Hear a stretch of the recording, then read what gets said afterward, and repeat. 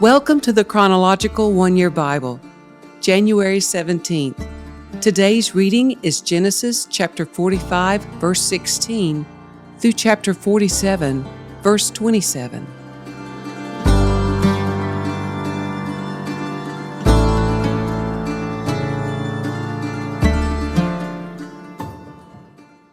The news soon reached Pharaoh's palace. Joseph's brothers have arrived. Pharaoh and his officials were all delighted to hear this. Pharaoh said to Joseph, "Tell your brothers, this is what you must do. Load your pack animals and hurry back to the land of Canaan. Then get your father and all your families and return here to me. I will give you the very best land in Egypt, and you will eat from the best that the land produces." Then Pharaoh said to Joseph, "Tell your brothers, take wagons from the land of Egypt to carry your little children and your wives, and bring your father here. Don't worry about your personal belongings, for the best of all the land of Egypt is yours." So the sons of Jacob did as they were told. Joseph provided them with wagons as Pharaoh had commanded, and he gave them supplies for the journey. And he gave each of them new clothes. But to Benjamin he gave 5 changes of clothes and 300 pieces of silver. He also sent his father 10 male donkeys loaded with the finest products of Egypt, and 10 female donkeys loaded with grain and bread and other supplies he would need on his journey. So Joseph sent his brothers off, and as they left he called after them, "Don't quarrel about all this along the way." And they left Egypt and returned to their father Jacob in the land of Canaan. "Joseph is still alive," they told him, "and he is governor of all the land of Egypt." Jacob was stunned at the news. He couldn't believe it. But when they repeated to Jacob everything Joseph had told them, and when he saw the wagons Joseph had sent to carry him, their father's spirits revived. Then Jacob exclaimed, "It must be true. My son Joseph is alive. I must go and see him before I die."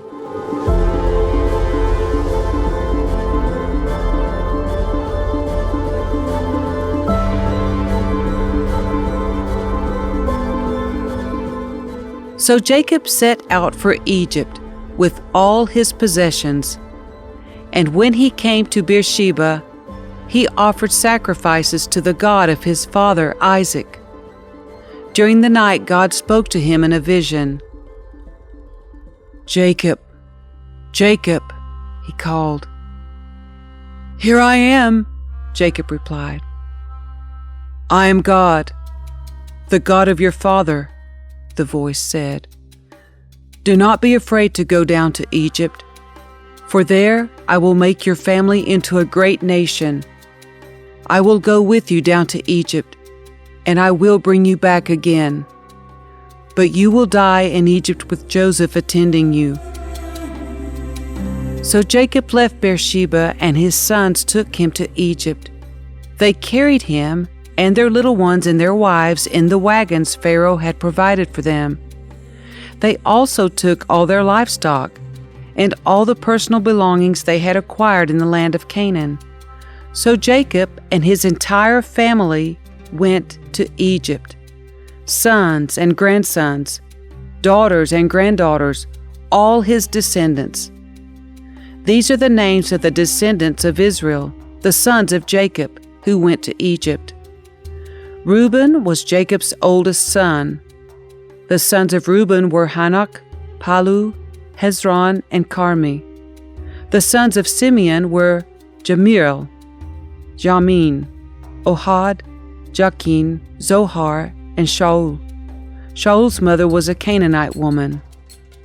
The sons of Levi were Gershon, Kohath, and Merari. The sons of Judah were Onan, Shelah, Perez, and Zerah, though and Onan had died in the land of Canaan. The sons of Perez were Hezron and Hamul. The sons of Issachar were Tola, Puah, Jashub, and Shimron. The sons of Zebulun were Sered, Elon, and Jalil. These were the sons of Leah and Jacob who were born in Paddan Aram in addition to their daughter Dinah. The number of Jacob's descendants, male and female through Leah, was 33. The sons of Gad were Zephon, Hagi, Shuni, Esbon, Ari, Arodi, and Areli. The sons of Asher were Imnah, Ishva, Ishvi, and Beriah. Their sister was Sirah. Beriah's sons were Heber and Malkiel. These were the sons of Zilpah, the servant given to Leah by her father Laban. The number of Jacob's descendants through Zilpah was 16. The sons of Jacob's wife Rachel were Joseph and Benjamin. Joseph's sons, born in the land of Egypt, were Manasseh and Ephraim. Their mother was Asenath, daughter of Potipherah, the priest of On. Benjamin's sons were Bilhah, Becher, Ashbel, Gera, Naaman, Ahi, Rosh, Muppim, Huppim, and Ard. These were the sons of Rachel and Jacob. The number of Jacob's descendants through Rachel was 14. The son of Dan was Hushim. The sons of Naphtali were Jahzeel, Guni, Jezer, and Shilem. These were the sons of Bilhah, the servant given to Rachel by her father Laban. The number of Jacob's descendants through Bilhah was 7. The total number of Jacob's direct descendants who went with him to Egypt, not counting his sons' wives, was 66. In addition, Joseph had 2 sons who were born in Egypt, so altogether there were 70 members of Jacob's family in the land of Egypt.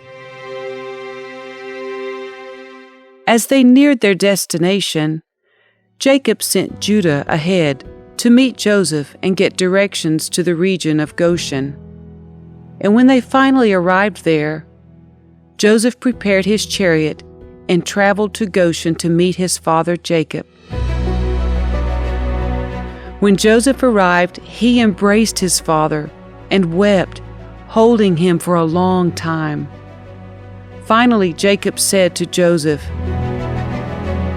"Now I am ready to die, since I have seen your face again and know you are still alive." And Joseph said to his brothers and to his father's entire family, "I will go to Pharaoh and tell him, 'My brothers and my father's entire family have come to me from the land of Canaan. These men are shepherds, and they raise livestock.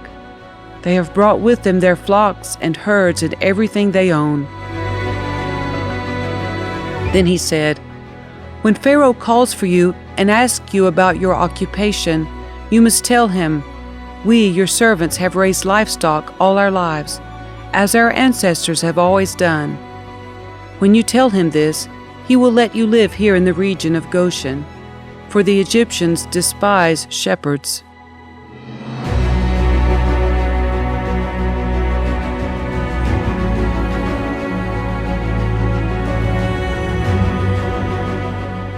Then Joseph went to see Pharaoh and told him, "My father and my brothers have arrived from the land of Canaan. They have come with all their flocks and herds and possessions, and they are now in the region of Goshen." Joseph took 5 of his brothers with him and presented them to Pharaoh, and Pharaoh asked the brothers, "What is your occupation?" They replied, "We, your servants, are shepherds, just like our ancestors. We have come to live here in Egypt for a while, for there is no pasture for our flocks in Canaan. The famine is very severe there, so please, we request permission to live in the region of Goshen." Then Pharaoh said to Joseph, "Now that your father and brothers have joined you here, choose any place in the entire land of Egypt for them to live. Give them the best land of Egypt. Let them live in the region of Goshen, and if any of them have special skills, put them in charge of my livestock too." Then Joseph brought in his father, Jacob, and presented him to Pharaoh. And Jacob blessed Pharaoh. "How old are you?" Pharaoh asked him. Jacob replied, "I have traveled this earth for 130 hard years." but my life has been short compared to the lives of my ancestors." Then Jacob blessed Pharaoh again before leaving his court. So Joseph assigned the best land of Egypt, the region of Ramses, to his father and his brothers, and he settled them there, just as Pharaoh had commanded. And Joseph provided food for his father and his brothers in amounts appropriate to the number of their dependents, including the smallest children.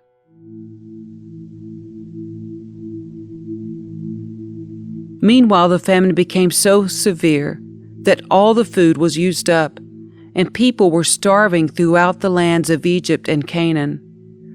By selling grain to the people, Joseph eventually collected all the money in Egypt and Canaan, and he put the money in Pharaoh's treasury.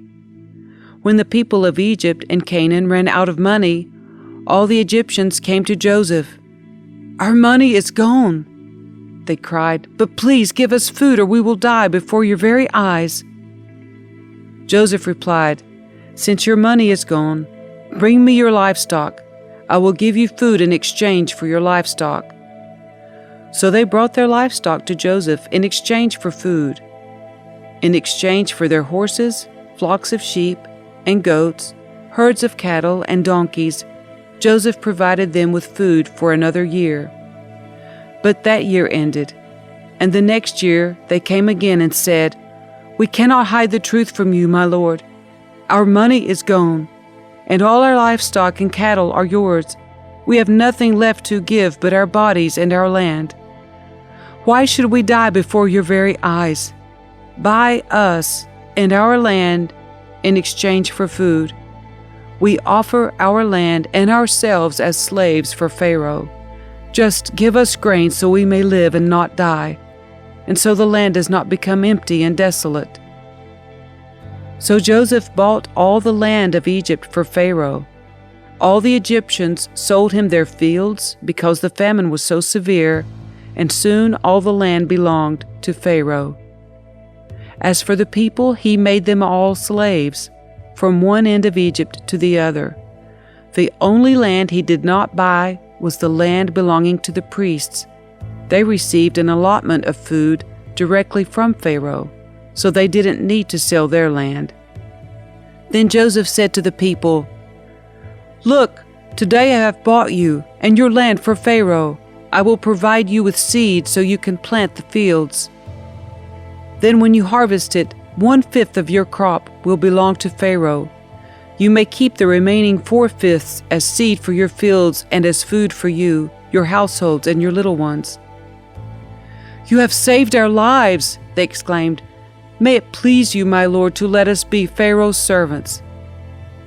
Joseph then issued a decree still in effect in the land of Egypt that Pharaoh should receive 1/5 of all the crops grown on his land. Only the land belonging to the priests was not given to Pharaoh. Meanwhile, the people of Israel settled in the region of Goshen in Egypt. There they acquired property, and they were fruitful, and their populations grew rapidly.